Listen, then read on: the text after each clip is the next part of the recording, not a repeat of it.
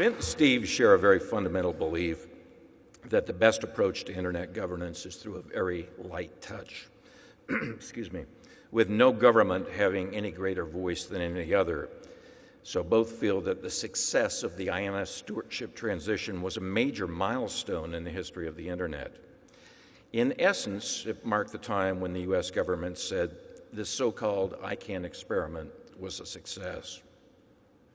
Steve has said on more than one occasion that a great deal of credit for the transition goes to Larry Strickling, the former head of the U.S. National Telecommunications Information Administration.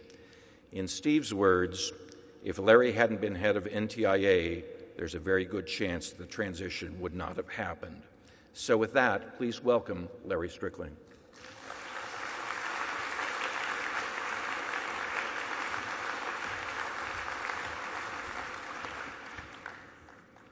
Well, thank you, Brad, and I want to thank ICANN and Joran Marby for inviting me to speak in tribute to Steve Crocker, and I also want to especially thank Secretary General Zhao for making the time to come, and thank you for your kind words.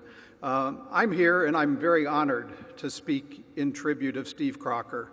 As the administrator of NTIA, I've worked with Steve throughout his service as chairman of the ICANN board from his election in 2011 until this past January.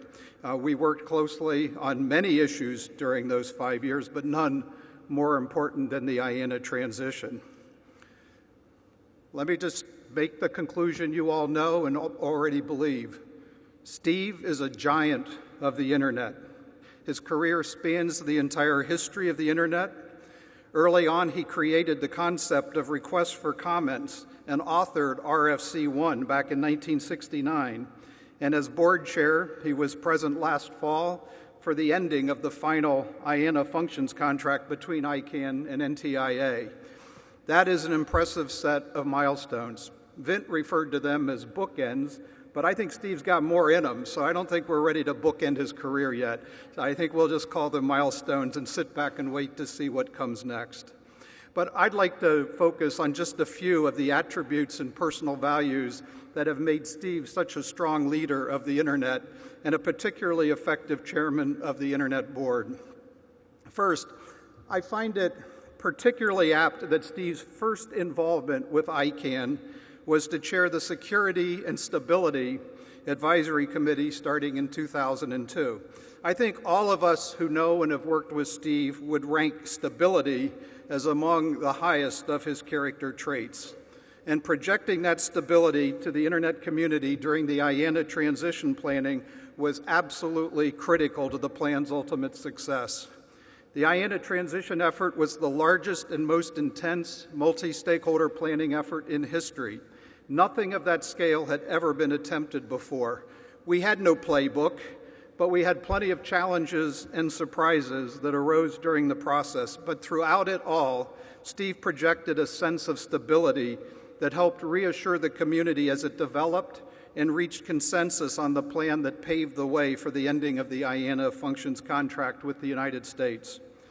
In his interview for the ICANN History Project, which, if you don't know, is a series of videos about the history of ICANN that I urge everyone to take a look at. But in Steve's video, he said that he was always quite optimistic that the transition would happen.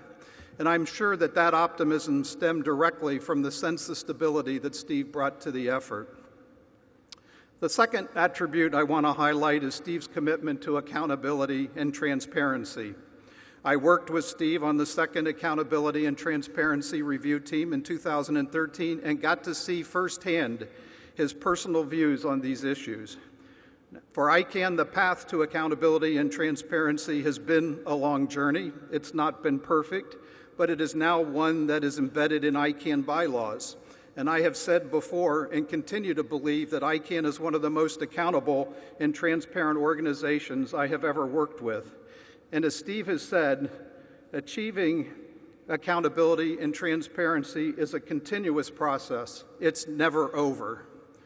And finally, building on that idea of process, I want to quote something Steve wrote when he drafted that first RFC back in 1969. At the very top of the document, Steve wrote, quote, Very little of what in here is firm, and reactions are expected.